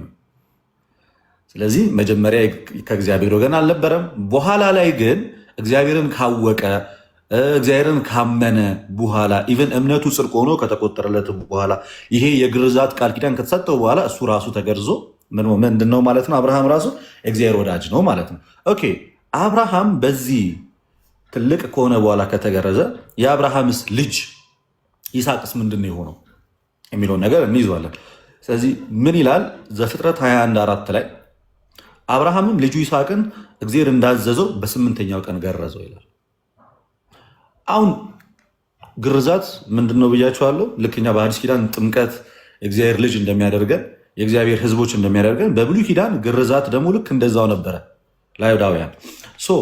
አብርሃም በአዋቂነቱ ወይም በጣም ካረጀ ከጃጀ በኋላ ነው የተገረዘው። ኢቨን ካመነ ሁሉ ነገር ካየ በኋላ ልጁ ይስሐቅ ግን በ8ኛው ቀን የተገረዘው ለምንድን ነው? በጣም ኢንፋንት ምንለው ለምንድን ነው ስንል በአባቱ በአብርሃም እምነት በኩል ነው የተገረዘው። የግድ ነሰሰርሊ ማመን አለብህ አልተባለም። በሰዓት እግዚአብሔርን አንተም በቀጥታ አግኝተ ኮንፌስ አድርገ እግዚአብሔር አምላክ ነው ፈጣሪ ብሎ በራሱ በቃሉ ኮንፌሽን ሰጥቶ ምስክርነት ሰጥቶ አይደለም የተገረዘው። አባቱ አስቀድሞ የማን ህዝብ ሆኗል ማለት ነው? እግዚአብሔር ወዳጅ ሆኗል። ስለዚህ በአባቱ በኩል ልጁ ይስሐቅም በቀላሉ ምን ሆነ ማለት ነው? የእግዚአብሔር ልጅ ሆነ ወይ የእግዚአብሔር ወዳጅ ሆነ፣ የእግዚአብሔር ህዝብ ሆነ። የዛ ቃል ኪዳን ምን ሆነ? በአባቱ እምነት በኩል ይስሐቅ የቃል ኪዳኑ ተካፋይ ሆነ። ቀድሞ ግርዛቱን አገኘ። ከዛ በኋላ ግን ምን ሆነ? እግዚአብሔርን በማመን ደግሞ እያደገ መጥቶ ኢቭን ለመስዋዕት ደረጃ እስከ መድረስ ድረስ ያዕቆብን እስከ መውለድ ድረስ በጣም ብዙ ታላላቅ ነገሮች የምንላቸውን ነገር በይስሐቅ በኩል ደግሞ እንመለከታለን። እነዚህ ሁሉ ነገሮች የመጡት ከምን በኋላ ነው? አስቀድሞ ከተገረዘ በኋላ። በምኑ? በልጅነቱ ወይም በጣም ህፃን ቻይልድ በምንልበት ደረጃ አለ ኢንፋንት በምንልበት ደረጃ የቀናት ዕድሜ በነበረበት ሰዓት ላይ ሲገረዝ እንመለከታለን። ከዚህ አንጻር ልክ አብርሃም አስቀድሞ እግዚአብሔርን አውቆ አምኖ ተገርዞ ልጁ ደግሞ ይስሐቅ በአባቱ በአብርሃም እምነት እንደተገረዘ ሁሉ የክርስቲያን ቤተሰቦችም በእናትና በአባታቸው እምነት እግዚአብሔርን ያገኙታል። በምኑ በኩል? በጥምቀቱ በኩል። ከዛ በኋላ ላይ ደግሞ ምን ይሆናሉ ማለት ነው? በእምነትና በእውቀት ደግሞ እያደጉ ይመጣሉ። አስቀድሞ ጥምቀቱን ይወስዳሉ። እውቀቱን ደግሞ እያደጉ በመጡ ቁጥር እግዚአብሔርን በመሰሉት ደግሞ ያድጋሉ። ልክ በብሉይ ኪዳን ይስሐቅ ልክ እንደ አብርሃም በ99 ዓመት ወይንም ደግሞ ጎልማሳ በሆንክ ጊዜ ነው መገረዝ ያለብህ እንዳልተባለና በአባቱ እምነት እንደተገረዘ ሁሉ የክርስቲያን ልጆችም በህፃንነታቸው ጥምቀትን መፈጸማቸው ከእግዚአብሔር ሕግ ጋር የሚጋጨው ነው አናገኘው። በብሉይ ኪዳንም ጥቅሶችን አሳያቸዋለሁ። እሺ ቀጠል ብዬ አብዛኛው ጊዜ ከሚጠየቁ ዋና ነጥቦች ውስጥ ምንድነው ታይፖሎጂካሊ የተቀመጠ ነገር ነው። ኦብቪየስሊ ይሄ ነገር ግን ለምንድነው ስፔሲፊካሊ በ40 እና በ80 ቀን የምታደርጉት? ሴትን በ80 ወንድም በ40 ቀን ከዛ ጋር ሊገናኙ የሚችሉ የመጽሐፍ ቅዱስ ትምህርቶች አሉ ወይ ስንል እንግዲህ እንዳያችሁ አሁንም ግርዛት የሚለው ሀሳብ በብሉይ ኪዳን የቃል ኪዳኑ ተካፋይ ወይንም ደግሞ ህዝበ እግዚአብሔር የሚያሳይን ከሆነ ኦሪት ዘሌዋውያን ኦሪት ዘሌዋውያን ምዕራፍ 12 ከቁጥር 1 ጀምሮ የተቀመጠ አንድ ሀሳብ አለ። ቤተክርስቲያን እንግዲህ በብሉይም በሐዲስም ብሉይ ኪዳንም አዲስ ኪዳንም የምትቀበል ቤት ናት። ስለዚህ ስርዓቱን ከዚህኛው ወስዳ ታስቀምጥልናለች፣ የ40 እና የ80 ማለት ነው። ግን አንድ ማወቅ ያለባችሁ ቀኑ አንድ ህፃን ለምሳሌ 40 ቀን ከመድረሱ በፊት ወይም አንድ ወንድ ህፃን ወይም አንድ ሴት ህፃን 40 ቀን ከመድረሱ በፊት ከባድ የሆነ ህመም ቢገጥመው እና ደግሞ በጣም አስጊ ደረጃ በደረሰበት ህመም ውስጥ ቢገባ የግድ 40 ቀን እንዲሞላው ህፃኑ አይጠበቅም። ቀኑ ዶግማ አይደለም እላችሁ ነው። ጥምቀቱ ነው ዋናው። ከዛ አስቀድሞ ጥምቀቱን የሚወስድበት ሰፊ እድል አለው። ምንም እንኳን 40 ቀን ባይሞላውም እንኳን ይጠመቃል። 40 የምትለዋ ቀን በሁል ጊዜ ሀፕን የምታደረግ አይደለች። ለታመሙ ህፃናት፣ ሞት አፋፍ ላይ ላሉ ህፃናት፣ በጣም ችግር ውስጥ ላሉ ህፃናት አስቀድሞ ጥምቀቱ ሊፈጸምላቸው ይችላል። ኦኬ ዳዝ ማተር። ግን ይቺ 40 እና የ80 ፖይንት ላስቀምጥላችሁ ከምን አንጻር ቤተክርስቲያናችን ያ እንደምታደርግ። ኦሪት ዘሌዋውያን ምዕራፍ 12 ቁጥር 1 ጀምሮ እንደዚህ ይላል። እግዚአብሔርም ሙሴን እንዲህ ብሎ ተናገረው። ወደ አዲስ ኪዳን አምጥቼ አገናኝላቸዋለሁ። ትንሽ ሰፋ ያለ ጊዜ ይወስዳል፣ ይቅርታ። እግዚአብሔርም ሙሴን እንዲህ ብሎ ተናገረው፣ ለእስራኤል ልጆች እንዲህ ብለህ ንገራቸው፣ ሴት ብታረግዝ ወንድ ልጅም ብትወልድ። ኦኬ ሴት ብታረግዝና ምን ብትወልድ ጋይስ? ወንድ ልጅም ብትወልድ 7 ቀን ያህል የረከሰች ናት። እንደ ህመሟ መርገም ወራት ትረክሳለች። በ8ኛው ቀን ልጁን ከስጋው ሸለፈት ምን ይበል ይላል? ይገረዝ ይላል። ለ7 ቀን ያህል ምን ያለች ናት? የረከሰች ናት ይላል። ከዛስ ከደሟ እስክትነጻ 33 ቀን ትቀመጥ። የመንጻቷም ቀን እስኪፈጸም ድረስ የተቀደሰ ነገር አትንካ፣ ወደ መቅደስም አትግባ ይላል። በ7ኛው ቀን ቤተ መቅደስ ትገባለች። እስከ 33 ቀን ድረስ ደግሞ የመንጻቷ ወር እስኪፈጸም ድረስ ምንም ነገር አትነካም ይላል። 33 ሲደመር 7 ለወንድ ልጅ ስንት ይመጣል ማለት ነው? 40። ከዚህ አንጻር ቤተክርስቲያን ወንድን በ40 ቀን የምታጠምቅበት አንደኛው ሪዝናችን ይሄ ነው። ቀኑ መጣርለ 40። ኦኬ ቀጠል ብለን ደግሞ ቁጥር 5 ላይ ደግሞ ሴት ልጅም ብትወልድ ይቺው እናት ሴት ልጅ ደግሞ ብትወልድ እንደ መርገሟ ወራት 2 ሳምንት ያህል የረከሰች ናት ይላል። 2 ሳምንት ማለት 14 ቀን ማለት ነው። 14 ቀን ከዛ ከደሟ እስክትነጻ ድረስ 66 ቀን ትቀመጥ ይላል። ስለዚህ 14 ሲደመር 66 ስንት ይመጣል? 80። ለምን ሲሆን? ለሴት ሲሆን ከዚህ አንጻር ሴትን በ80 ወንድም በ40 ቀን የምናጠምቅበት ምሳሌያዊ ትምህርታችን ይሄን ሆኖ እናገኘዋለን። መጽሐፈ ኩፋሌ ላይ መጽሐፈ ኩፋሌ ምዕራፍ 9 ቁጥር 4 ላይ 80 ያለው መጽሐፍ ቅዱስ ላይ ደግሞ እግዚአብሔር አምላክን አዳምን ከፈጠረው ከ40 ቀን በኋላ ወደ ኤደን ገነት እንዳስገባው ሔዋንን ከፈጠራት ከ80 ቀን በኋላ ወደ ኤደን ገነት እንዳስገባቸው እንመለከታለን። በዚህም ማስረጃ መሰረት ክርስቲያኖች የሚወልዷቸው ልጆች ወንድ ልጅ በ40 ቀኑ ከተጠመቀ በኋላ ወደ እግዚአብሔር ቤተ መቅደስ ይገባል። ልክ አዳም ከመሬት ከተገኘ ከ40 ቀን በኋላ ወደ ኤደን ገነት እንደገባ ሁሉ ያም ሕፃን በ40ኛ ቀኑ ወደ ቤተ መቅደስ ይገባል። በዚህ መሰረት ሕፃናትን በ40 እና በ80 ቀን የምናጠምቃቸው ዋነኛ አስተምህሮታችን ይሄ ነው። ስለዚህ ይህንን ከያዝን በኋላ አንድ የ40 ቀንና የ80 ቀኑ ምሳሌያዊን ከኦሪት ዘሌዋውያን ካገኘን በኋላ አብርሃም ደግሞ አድጎ እግዚአብሔርን አግኝቶ እንደተጠመቀ ከተረዳን ልጁ ይስሐቅ ደግሞ በአባቱ እምነት በ8ኛው ቀን ከተገረዘ መጽሐፍ ቅዱስ ምን ያስተምራል ማለት ነው? በአጭሩ ሕፃናት ከአማኝ ልጆች ከተወለዱ አስቀድሞ ጥምቀትን መውሰድ የሚችሉበት ፕሮባቢሊቲ ሰፊ ነው። ደግሞ ነውም ይቻላል። ይህንን ከያዝን በኋላ ወደ ሐዲስ ኪዳን ደግሞ እንሄዳለን። ከዚህ የተነሳ ቤተክርስቲያናችን ከአማኞች ወይም ደግሞ ክርስቲያን ከሆኑ ቤተሰቦች የሚወለዱትን ሕፃናት ምን ታደርጋለች ማለት ነው? አስቀድማ ታጠምቃለች። በኋላ ላይ ማጠቃለያ ላይ ሌላ አንዳንድ ሀሳቦችን አነሳላቸዋል። በሐዲስ ኪዳን ግን በዋነኝነት ቤተክርስቲያን እንደ መነሻ አድርጋ የምትይዛቸው የመጽሐፍ ቅዱስ ጥቅሶችንና ሲጠመቁ የታዩባቸውን ክፍሎች ደግሞ ላመልክት። ሉቃስ ወንጌል ምዕራፍ 18 ቁጥር 6 ላይ ሉቃስ ወንጌል ምዕራፍ 18 ቁጥር 16 ላይ ምዕራፍ 18 ቁጥር 16 ላይ እንዲህ ይላል፣ ኢየሱስ ግን ሕፃናትን ወደ እሱ ጠርቶ ሕፃናትን ወደ እኔ ይመጡ ዘንድ ተዋቸው፣ አትከልክሏቸውም፣ የእግዚአብሔር መንግስት እንደዚህ ላሉት ናትና ብሎ ተናግሯል። የጥምቀት ዋነኛው ፖይንት ምንድን ነው ስንል ራሱ ጌታ ኢየሱስ ክርስቶስ በዮሐንስ ወንጌል ምዕራፍ 3 ቁጥር 5 ላይ እውነት እውነት እላችኋለሁ ሰው ከውሃና ከመንፈስ ካልተወለደ በስተቀር ወደ እግዚአብሔር መንግስት ሊገባ አይችልም አለ። ስለዚህ ክሊርሊ ያስቀመጠው ጌታ ምንድነው? ሰው ከውሃና ከመንፈስ ካልተወለደ ወደ እግዚአብሔር መንግስት አይገባም ካለ፣ ህፃናትን ደግሞ ወደ እግዚአብሔር መንግስት እንዳይገቡ አትከልክሏቸው ካለ፣ ወደ እግዚአብሔር መንግስት መግቢያው መንገድ ጥምቀት ነው ካለ እና ደግሞ ህፃናትን ወደዛ ቦታ አትከልክሏቸው የሚል ከሆነ አንተ ማነህ ህፃናት አይጠመቁ ልትል የምትችለው? ኦኬ ጭራሽ እንደውም በሁለት መንገድ ይፈታል። እንደ ህፃናት ሲባል ህፃን መሆንም አይደለም።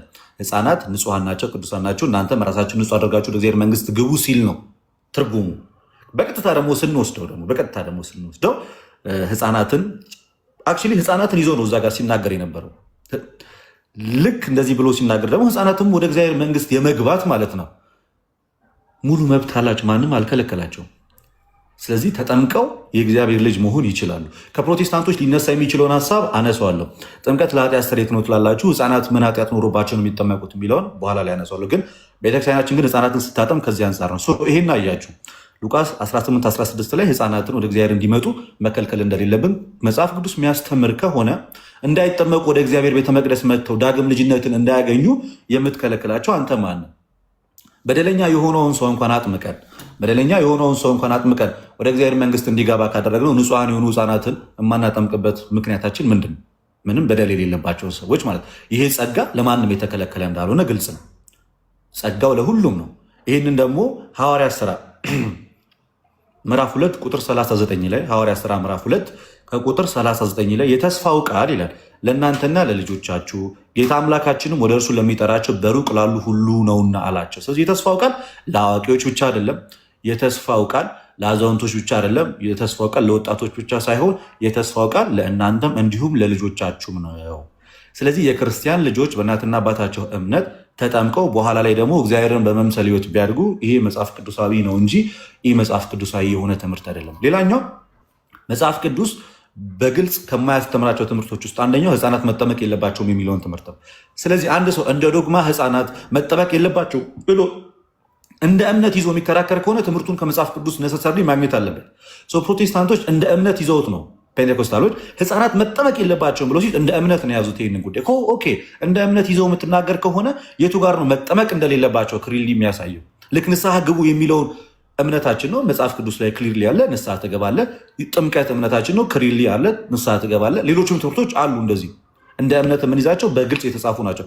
ህፃናት መጠመቅ የለባቸውም ብለው የሚያስተምሩ ሰዎች መጠመቅ እንደሌለባቸው የሚያሳይ የመጽሐፍ ቅዱስ ትምህርት አላገኘን። ባይሆን በተቃራኒው ግን የተስፋው ቃል ለእኛም ለማንም ነው ለልጆቻችንም ጭምር እንደሆነ መጽሐፍ ቅዱስ ክሊርሊ ያሳያል። ሌላኛው ሐዋርያት ሥራ ምዕራፍ 16 ቁጥር 14 እስከ 15 ላይ ያለውን ሀሳብ ልንገራችሁ። ኦኬ እዚህ ጋር በጣም ልብ ብላችሁ አዳምጡ። ሐዋርያት ሥራ ምዕራፍ 16 ላይ እንዲህ ይላል፣ ከጥሩያንም ከተማ የመጣች ቀይ ሐር ሻጭ እግዚአብሔርን የምታመልክ ልድያ የሚሏት አንዲት ሴት ነበረች አለ። ጳውሎስም የሚናገረውን ታደምጥ ዘንድ ጌታ ልቧን ከፈተላት። እዚህ ትምህርቱን እየሰማች ያለችው ማናት? ሊዲያ ናት። ሊዲያ ናት። ጌታ እግዚአብሔርም ልቧን ከፈተላት። ጳውሎስ የሚያስተምረውን የሚናገረውን ነገር እየሰማች ከዛ እርሷም ከቤተሰቦቿ ጋር ከተጠመቀች በኋላ በጌታ የማምን እንደሆነ ከፈረዳችሁልኝ ወደ ቤቴ ገብታችሁ ኑሩ ብላ ለመነች። ፖይንት ያዙልኝ። ትምህርቱን የሰማችሁ ማናት? ሊዲያ። የተጠመቀችው ከነ ምኗ ነው? ከነ ቤተሰብ ውስጥ ምን አለ? እናት፣ አባት፣ ህፃናት፣ እኛን ሁሉ ያካትታል። በሊዲያ እምነት ቤተሰቦቿ ሁሉ ምን ሲሉ እንመለከታለን? እዚህ ጋር ሲጠመቁ እንመለከታለን። ያመነችው ማናት? እሷ ናት። ግን የተጠመቀው ሙሉ ቤተሰቡ ሆኖ ስናገኝ ይሄ ምንድን ነው ማለት ነው? በእናትና በአባትነት የክርስቲያን ልጆች መጠመቅ እንደሚችሉ እናሳያለን። በዚህ ምክንያት እንግዲህ ጳውሎስ አልከለከለም። አይ መጠመቅ የለባችሁም ቤተሰቦች ሲላት አንመለከትም። ያመነችው እሷ፣ ግን የተጠመቀችው ከነ ቤተሰቦቿ። ልክ በቆርኔሌዎስ ታሪክ የምናገኘው ይህንን እንይዛለን። ሌላኛው ጳውሎስ እንግዲህ በዚህ በአንደኛ ቆሮንቶስ ምዕራፍ 10 ላይ የተናገረው ነገር አለ። ምን ብሎ ይናገራል? እንግዲህ ከእስራኤላውያን ታሪክ ጋር አያይዞ የሚያስቀምጥ በጣም ትልቅ ትምህርት አለ። እንዲህ ይላል አንደኛ ቆሮንቶስ ምዕራፍ 10 ቁጥር 1 ጀምሮ፣ ወንድሞች ይህን ታውቁ ዘንድ እወዳለሁ። አባቶቻችን ሁሉ ከደመና በታች ነበሩ፣ ሁሉም በባህር መካከል ተሻገሩ፣ ሁሉም ሙሴን ይተባበሩ ዘንድ በደመና በባህር ተጠመቋል። ምን ሁሉም እስራኤላውያን ከግብፅ ባርነት ነፃ ሲወጡና ሲሄዱ በነበረበት ሰዓት ላይ ህፃናቶች ነበሩ፣ እናቶች ነበሩ። ኦኬ ሁሉም ነበሩ። ግን ሁሉም ሙሴን ተባበሩና በደመና ምን አሉ? ተጠመቁ። ሁሉም ከግብፅ ባርነት የወጡት ሁሉ። ከዛ ውስጥ ህፃናቶች አብረው አልፈዋል፣ አዛውንቶች አልፈዋል፣ ወጣቶች አልፈዋል። ስለዚህ ሙሴ በባህር ሲያልፉ ሌሎቹን አስቀርቶ አዋቂዎቹን ብቻ አይደለም ያሳለፈው። ከፈርዖን ባርነት ነፃ ሲወጡ የወጡት ሁሉም ናቸው። ልክ እንደዛው በእናትና በአባታቸው እምነት ከአዳማዊ ማንነት ህፃናት ነፃ መውጣትና የክርስቶስ ልጅ መሆን ይችላሉ ማለት ነው። የክርስቶስ ልጅ መሆን ይችላሉ። ይህንን እንመለከታለን። እነዚህ እንግዲህ መጽሐፍ ቅዱስ ላይ የተዘረዘሩና የተቀመጡ ናቸው። ወደ ቤተክርስቲያን አባቶች 2-3 ማስረጃዎች ከመሄዴ አስቀድሞ ሌላ የሚነሱ ሀሳቦችን ልናገር። ጥምቀት ለኃጢአት ስርየት ነው ትላላችሁ። የስ እንዴት ጥምቀት ለኃጢአት ስርየት ነው? ኦኬ እሺ፣ ጥምቀት ለኃጢአት ስርየት ከሆነ እናንተ ደግሞ የውርስ ኃጢአትን አታምኑም። በአዳም በኩል የመጣውን ሲወራረስ የመጣውን ኃጢአትን አታምኑ ከሆነ ሰው በምን ምክንያት ህፃናትን ከምን ነፃ ለማድረግ ኃጢአትን የማይሰሩ ከሆነ በምን ምክንያት ታጠምቋቸዋላችሁ? በጣም ክሊር። ህፃናት ምንም እንኳን ኃጢአት ባይኖርባቸው ግን አዳማውያን ናቸው። ኦኬ አዳማውያን ናቸው። ያን ደካማውን ስጋ ነው የያዙት። ስለዚህ ክርስቶሳዊ ለመሆን ምን መሆን አለባቸው ማለት ነው? መጠመቅ ይኖርባቸዋል፣ አዲስ ህይወት እንዲያገኙ። ይህንንም ሐዋርያው ቅዱስ ጳውሎስ በሮሜ መልእክቱ ቅድም በተደጋጋሚ ሲነሳ የነበረውን ሀሳብ ላስቀምጥላችሁ። በሮሜ መልእክቱ ምዕራፍ 6 ቁጥር 3 ላይ እንደዚህ ብሎ ይናገራል። ወይስ ከኢየሱስ ክርስቶስ ጋር አንድ እንሆን ዘንድ ጠመቅን፣ ሁላችን ከሞቱ ጋር አንድ እንሆን ዘንድ እንደጠመቅን አታውቁምን? እንግዲህ ክርስቶስ በአብ ክብር ከሙታን እንደተነሳ እንዲሁ እኛም በአዲስ ህይወት እንድንመላለስ ከሞቱ ጋር አንድ እንሆን ዘንድ በጥምቀት ከእርሱ ጋር ተቀበርን። ህፃናትን የምናጠምቃቸው አዲስ ህይወት እንዲያገኙ ነው። ስለዚህ ጥምቀት ነሰሰርሊ ስራው ከኃጢአት ማንጻት ብቻ ሳይሆን አንድ በኃጢአት ውስጥ ተጨማልቆ ለነበረ ከኃጢአቱም ያነጸዋል። ከዛ ውጭ የጥምቀት ቤኔፊቶቹ አንደኛው ሬሚሽን ኦፍ ሲንስ፣ ኃጢአትን ነፃ ማድረግ፣ አዲስ ህይወት መስጠት፣ ክርስቶስንም እንዲለብሱ ያደርጋል። ገላትያ ምዕራፍ 3 ከቁጥር 27 ላይ እንደዚህ ይላል። ገላትያ ምዕራፍ 3 ከክርስቶስ ጋር አንድ ትሆኑ ዘንድ የተጠመቃችሁ ሁሉ ክርስቶስ ኢየሱስን ለብሳችኋል እና። ስለዚህ ህፃናትን ስናጠምቃቸው ክርስቶስን እንዲለብሱ እናደርጋቸዋለን። ካልተጠመቁ በስተቀር ምንም እንኳን ኃጢአት ባይኖርባቸው ክርስቶስን ግን መልበስ አይችሉም። ክርስቶስን የሰው ልጅ መልበስ የሚችለው በጥምቀትና በጥምቀት ብቻ ነው፣ ምንም ኃጢአት ባይኖርባቸው። ደግሞ ክርስቶስን ያለበሰ ሰው ደግሞ ድኗል ማለት አንችልም። ስለዚህ ህፃናትን የምናጠምቃቸው አንድም አዲስ ህይወት እንዲኖራቸው፣ ከአዳማዊ ማንነታቸው ወጥተው ክርስቶሳዊ ማንነት እንዲይዙ፣ 2 ክርስቶስን እንዲለብሱ፣ 3 ወደ ቤተክርስቲያን ህብረት፣ ወደ ኪንግደም ኦፍ ጋድ ወደዛ ህብረት እንዲጨመሩ ጭምር ነው። ወደ ቤተክርስቲያን ህብረት እንዲጨመሩ ጭምር ህፃናትን እናጠምቃቸዋለን እና ይሄ ሊረሳ የማይገባ ነው። ሰው ፕሮቴስታንቶች ከዚህ በኋላ ኃጢአት ከሌለባቸው ለምን ታጠምቋቸዋላችሁ ካሉ ዳግም ውልደት እንዲያገኙ። መጀመሪያ ከእናትና ከአባት በስጋ ተወለዱ። ቤተክርስቲያን ደግሞ በምን ትወልዳቸዋለች? በመንፈስ ትወልዳቸውና የእግዚአብሔር ልጅ ትላቸዋለች። ከስጋ የተወለዱትን ድጋሚ ከመንፈስ እንዲወለዱ ታደርጋለች። ከዛ አንጻር ህፃናትን እናጠምቃለን የምንለው በግልጽ ሊቀመጥ ይገባል። ሌላኛው አስቀድሞ ወንጌል መሰበክ አለበት ህፃናት እንዲጠመቁ ተብሎ የሚነሱ ትችቶች፣ እነሱን በልዲያ እና በአብርሃም መልሰናቸዋል። ኦልሬዲ አብርሃም ነው ቀድሞ ያመነው። ከዛ ይስሐቅ ደግሞ በአባቱ በአብርሃም እምነት ተገርዟል። ቀድማ ያመነችው ሊዲያ ናት። የተጠመቁት ቤተሰቦቿ ናቸው። ሌላኛው አንዳንድ አቢዩዝ የሚደረጉ ጥቅሶች አሉ መጽሐፍ ቅዱስ ላይ ከህፃናት ጥምቀት ጋር ተያይዞ ማርቆስ 16:16 ምን ይላል? እንግዲህ ሂዱ ወደ ፍጥረት ዓለም ሁሉ ሂዱ፣ ወንጌልም ለፍጥረት ስበኩ፣ ያመነ የተጠመቀ ይድናል በሉ፣ ያላመነ ግን ይፈረድበታል የሚል ትምህርት አለ። አክቹዋሊ ይሄ ጥቅስ የሚመለከተው ወንጌልን ሰምቶ ማመን ለሚችሉ ነው። ወንጌልን ሰምቶ ማመን በሚችሉ መጽሐፍ ቅዱስ ጥቅስ ላይ ተነስተ ህፃናት ወንጌል መስማት ስለማይችሉ አይጠመቁም ማለት አትችልም። ፍሮም ዘ ቬሪ ቢግኒንግ ለእነሱ የተነገረው ወደ እነሱ ተወስዷል። ኦኬ በእነሱ መጥፎ አካሄድ ምንሄድ ከሆነ አስቀድሞ ያመነ ነው የሚለው ጥምቀት የሚመጣው በኋላ ላይ ነው የምንል ከሆነ ማቴዎስ 28:20 ላይ እኮ አስቀድሞ ጥምቀቱ ነው የሚመጣው። አስቀድሞ ጥምቀቱ ስለመጣና እዚህ ጋር ደግሞ ጥምቀቱ መፈጸም አለበት ብለው ሊያምኑ ነው ማለት ነው። ስለዚህ የመጽሐፍ ቅዱሱን አገባቡን ቴክስቱን ኮንቴክስቹዋሊ አንደርስታንድ ማድረግ ይገባል። እንደምታዩት ያ የወንጌል ክፍል በተነገረበት ሰዓት ላይ ክርስትና ገና ሀ ተብሎ መሰበክ የተጀመረበት ሰዓት የመጀመሪያው ሚኒስትሪ የሚሆነው ስበኩ ነው። ቀድሞ ክርስትና ሂስትሪ የሌላቸውን ሰዎች በ40 ቀናችሁ ተጠመቁ ማለት አትችልም። ነገር ግን የመጀመሪያ ክርስቲያኖች ናቸው ሐዋርያትም እኮ አይደል? ሐዋርያት ከዛ ሄደው ሲያስተምሩ በቀጥታ የሚያደርጉት ማስተማር ነው። የማስተማር ስራ ነው የሚሰሩት። ስለዚህ ይሰብካሉ። ሰብከው ወደ ቤተክርስቲያን ያመጣቸዋል። ወደ ቤተክርስቲያን የመጡት አዋቂዎች ደግሞ ከነ ልጆቻቸው ይመጣሉ፣ ከነ ቤተሰቦቻቸው ይጠመቃሉ ማለት ነው። ምክንያቱም አስቀድሞ እነሱ ማመን ይኖርባቸዋል። ከአማኝ ቤተሰብ የተወለደ በእናትና በአባቱ እምነት ይጠመቃል። ከአማኝ ቤተሰብ ያልተወለደ ግን እሱም አልዳነም፣ ህፃናትንም ማስጠመቅም አይችልም። ስለዚህ ህፃናትን ከዚህ አንጻር እናስጠምቃለን። ከቤተክርስቲያን አስተምሮ አንጻር ከመጽሐፍ ቅዱስ አንጻር ከተመለከትን ደግሞ ከቤተክርስቲያን አባቶች አንጻር የተወሰኑ ጥቅሶችን ላሳይ።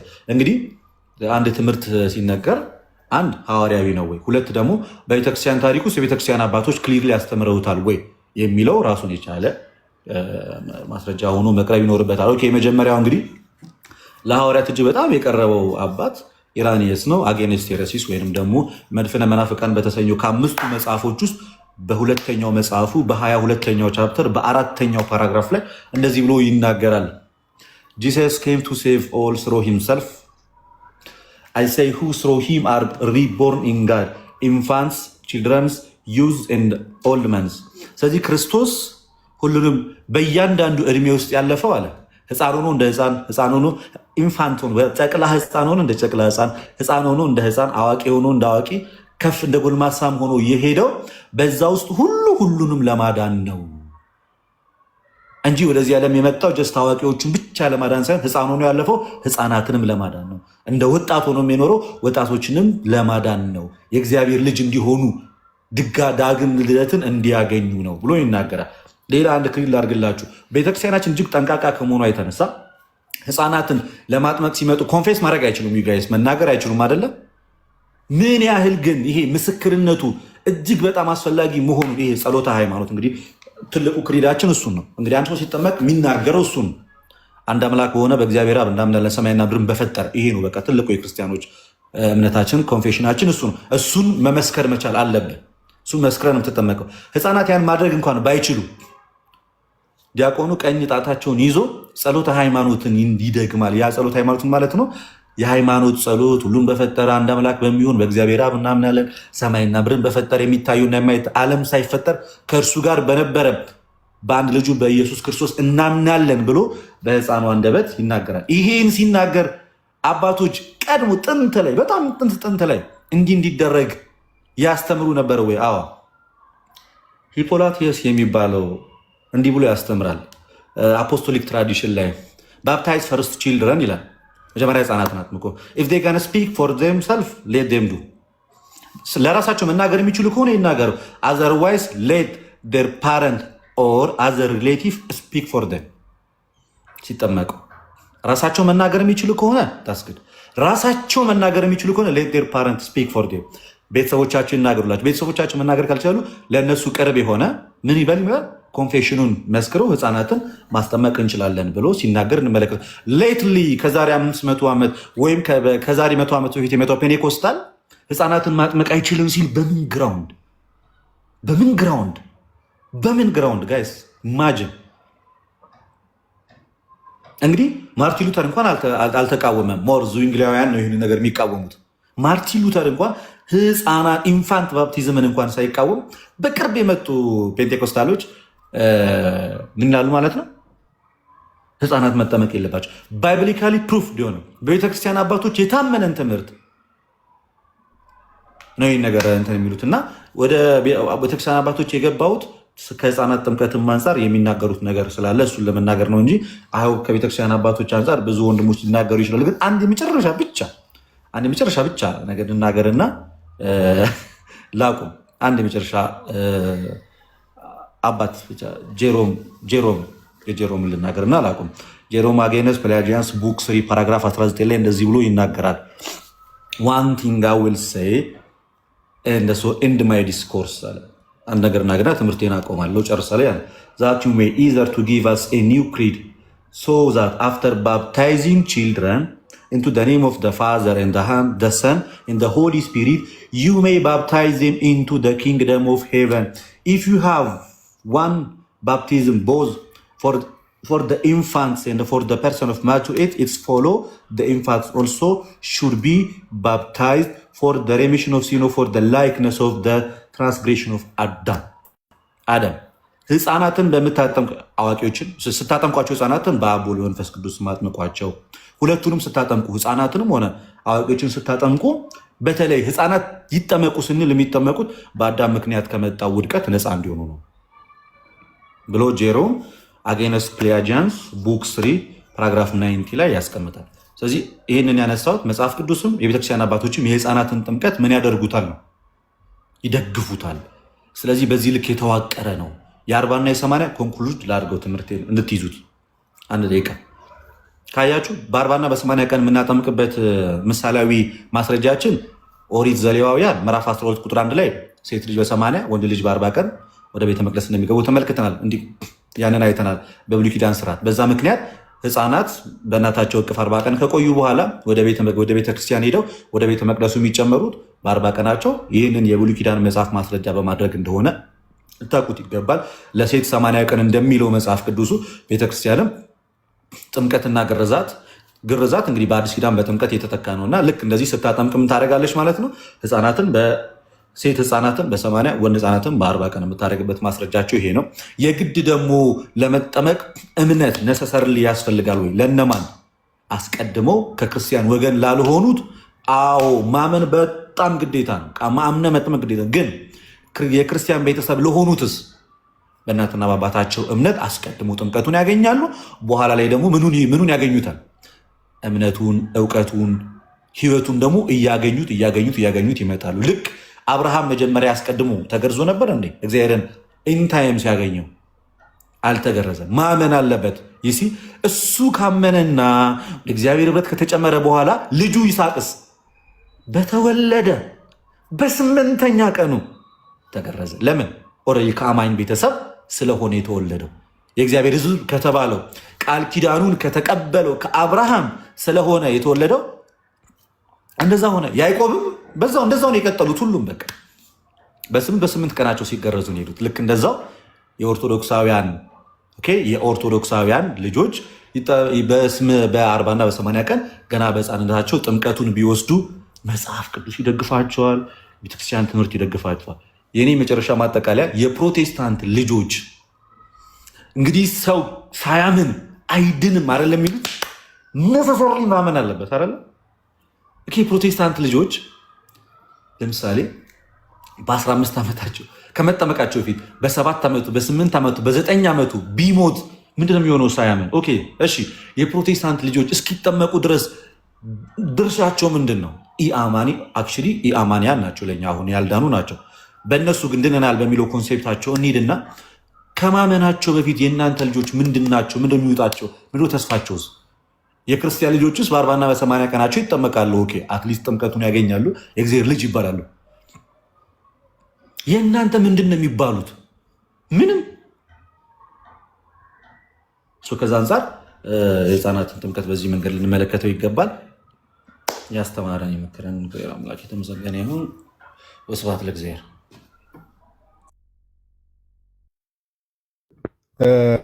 ቃልዎት ያሰማልን። ለትሻ እግዚአብሔር ያክብርልን። በጣም ሰፋ ባለ መልኩ ጥሩ በሆነ መልኩ ነው የህፃናት ጥምቀት ላይ እንግዲህ ቢብሊካል የሆኑ ነገሮችን ሂስቶሪካል የሆኑ ነገሮችን ደግሞ የቤተክርስቲያን አባቶችንን በመጥቀስ ጭምር ከዛ ባለፈ ደግሞ ሎጂካሊ አሁን ያላችሁ ታች የምትከታተሉ ፕሮቴስታንት ወንድሞቻችን እናቶቻችን አሁን የእናንተ ልጆች መጨረሻ ላይ ያነሳው ክሪቲካል የሆነ ጥያቄ ስለሆነ የእናንተ ልጆች ለምሳሌ ዛሬ ምንድን ነው የሚባሉት? ለምሳሌ በፕሮቴስታንቱ ዓለም የድነት ትምህርት የሚባል ነገር አለ። ሰው ያንን ሳይማር የድነት ትምህርት ከተማረ በኋላ አመነ የሚባለው። አንድ የፕሮቴስታንት ልጅ በ6 ዓመቱ ቢሞት በ7 ዓመቱ ቢሞት ምንድን ነው የሚሆነው? እኔ መልስ አለኝ። እስቲ እሺ መልሱን ከዮኒ እየሞከርኩ ነው።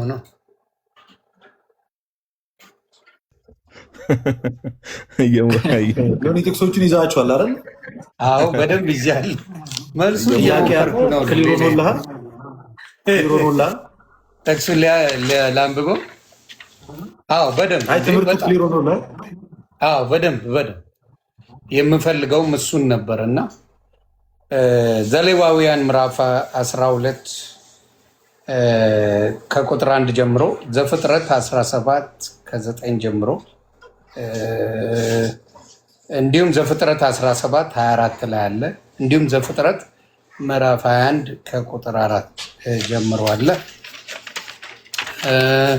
ሉቃስ 18:16 አለ። የሐዋርያት ሥራ ምዕራፍ 2 ያው ቁጥር 39 ላይ አለ። የተስፋው ቃል በሚለው ማለት ነው። የሐዋርያት ሥራ ምዕራፍ 16 ከቁጥር 14 ጀምሮ አለ። ያቺ ደግሞ ሊዲያ ናት። ሊዲያ ቤተሰቦቿን አብራ እንዳስጠመቀች ነው። አንደኛ ቆሮንቶስ ምዕራፍ 10 ቁጥር 1 አለ። ገላትያ 3:27 አለ። እኔ በደንብ ነው ስማር ጎበዝ ተማሪ ነኝ። ዮሐንስ ወንጌልን 3:5ንም ያዘው። ዮሐንስ ወንጌል 3:5 እሺ 3:5 ያ ኖት ስትይዙ አይምሯችሁ ከፈት ይላል። ለሌሎቻችሁም ወንድምና እህቶች የታች ካላችሁ ኖት ስትይዙ ሁልጊዜ ያንን ተመልሳችሁ ስታነቡት ክሊር ይሆናል እና ለዛ ነው ኖት የሚያስፈልገው። ተባረኩልኝ። እሺ ሆንዬ እናመሰግናለን። ዛሬ ያው ሰፋ ያለ ሀሳብ እየተነሳ ስለሆነ ይሄ ጥምቀት በአባቶች ትምህርት የሚለውን ወይ ወደ ሌላ ቀን እናዘዋውረዋለን። ፕሮግራሙ በጣም ከመጠን በላይ እንዳይረዝም ወደ ኦልሞስት ሚድናይት ሊሆን ነው እዚህ ያ ወደዛ እናሸጋግረዋለን። አሁን ምን እናደርጋለን? ወንድማችን ዲያቆን መኳንንት ስፔሻሊ ከፕሮቴስታንቱ ዲኖሚኔሽን አንጻር ያሉ ነገሮችን የተወሰነ ነገር ያነሳና ኮመንት ላይ ብዙ ፕሮቴስታንቶች ጥያቄም እያቀረቡ ስለነበረ ገስት ላይ ላሉ ሰዎች ለእያንዳንዳቸው አንድ ጥያቄ ጠይቃቸዋለሁ። ለምሳሌ አሁን ሁሌ የሚጠየቁ ጥያቄዎች በተለምዶ መልስ ያላገኙ ሰዎች በቀኝ በኩል ያለውን በዴ እንዴት ዳነ፣ እንደዚህ አይነት ጥያቄዎች አሉና እንደዚህ አይነት ጥያቄዎችን ደግሞ ገስት ላይ ላሉ ወንድሞችና አባቶች አቀርባለሁ። ስለዚህ አሁን ቀጣይ ወደ መኩ እንሂድና መኩ ጥምቀት ኢንክሉዲንግ ኢንፋንት። ይቅርታ ጋዲ በጣም ይቅርታ። እንደ ሀሳብ ጴንጤ ወንድምና እህቶቼ የህፃናት ጥምቀትን ኦርቶዶክስን ከመጠየቅ ይልቅ እዛው ጎረቤት ሀገር ኡጋንዳ መሰረተ ክርስቶስ አለች እና መሰረተ ክርስቶስን መጠየቅ አይሻልም?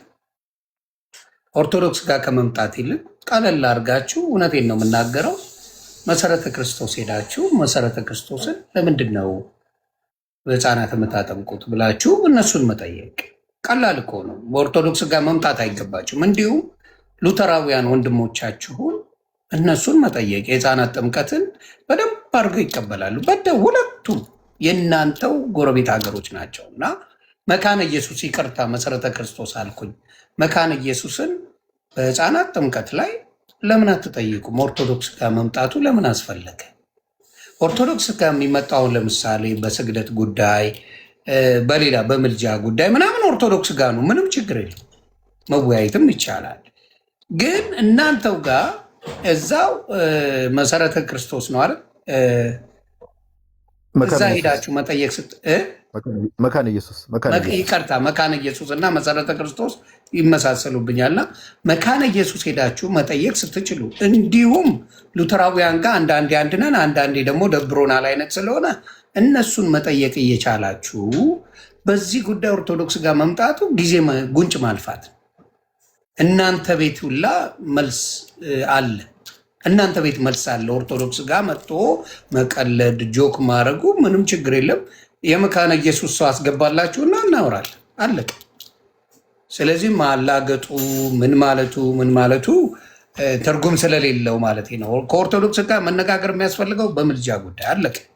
ከምልጃ ውጭ ምንም የምትሉትና በስግደት ጉዳይ የስግደቱን ደግሞ ትላንት መቼ ለታ በምታዩት ሁኔታ አልገባም ብለው ከዚህ በኋላ የወዲ ማኛ ቤት ድርሽ አንልም የሚሉበት ቀጠሮ ይዘው ከዛ በኋላ አንገባም ያሉበት፣ እንዲሁም ሌላ ቦታ ላይ በፍራቻ እስካሁን ያሉበት ጉዳይ ነው። ስለዚህ በምታዩት መልኩ መልስ አለ። ይኸው እዚህ የተደረደረልህ የኦርቶዶክስ ባለ ድሮን ነው ያለው፣ መልስ ያለው ወንድሞች ነው ያሉ። ስለዚህ አሁንም የምላችሁ ስለ ጥምቀት፣ ስለ ህፃናት ጥምቀት ስትፈልጉ ፕሮቴስታንት መካነ ኢየሱስን ጠይቁ፣ እንዲሁም ሉተራውያንን ጠይቁ ለማለት ነው። ሌላው ጋር ጓገጩ አያስፈልግም። ኦርቶዶክስ ጋር መጥቶ ኮመንት መጻፉ ምንም ጥቅምም ስለሌለው ራሳችሁ ቤት ጠይቁ ለማለት ፈልጌ ነው። ተባረኩልኝ።